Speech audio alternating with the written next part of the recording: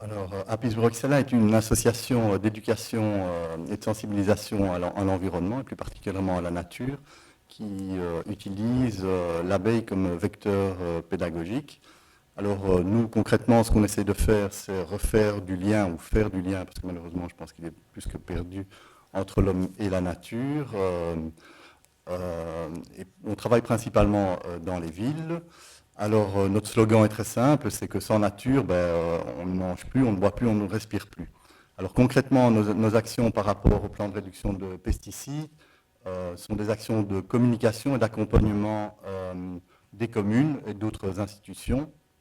Donc en fait, qu'est-ce qu'on fait? On essaie de mettre en place des plans de communication conjointement avec l'ensemble des acteurs. Donc on va toujours commencer par essayer de convaincre les acteurs politiques, suivi des acteurs administratifs. Idéalement, bon, on essaie que les choses se passent au mieux parce qu'on sait très bien que le tandem politique et administratif est vraiment un tandem gagnant. Ensuite, on va, grâce à ça, commencer à communiquer et sensibiliser les habitants. Donc, les habitants, qu'on va aussi, comment dire ça, essayer de catégoriser en différents publics cibles pour avoir une communication et des actions nettement mieux précisées. Donc on crée, en fonction du type de projet, on crée différents outils.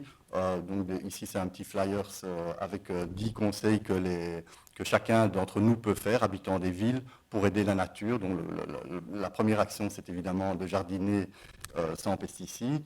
On a toute une série de petites actions, notamment avec Bruxelles Mobilité. Lorsque Bruxelles Mobilité a commencé à changer ses pratiques de gestion pour laisser aller soit des pelouses et les laisser aller avec une végétation spontanée, donc au milieu des boulevards ou en plantant des prairies fleuries.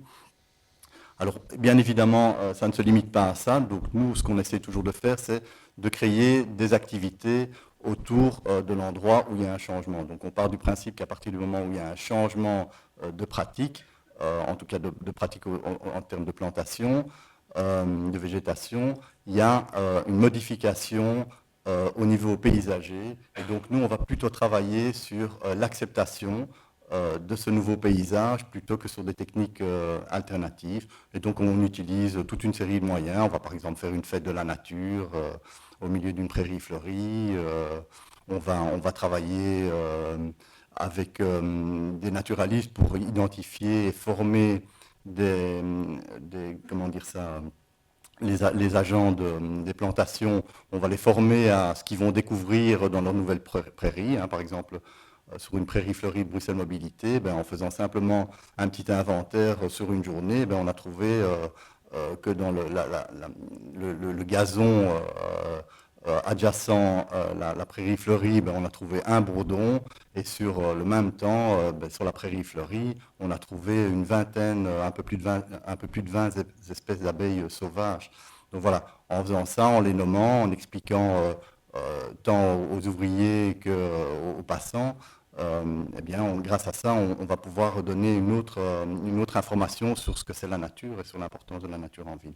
Et alors juste encore une chose, on accompagne aussi au niveau de la formation, donc on organise énormément de conférences formation ou de formation vers le personnel principalement de services des plantations.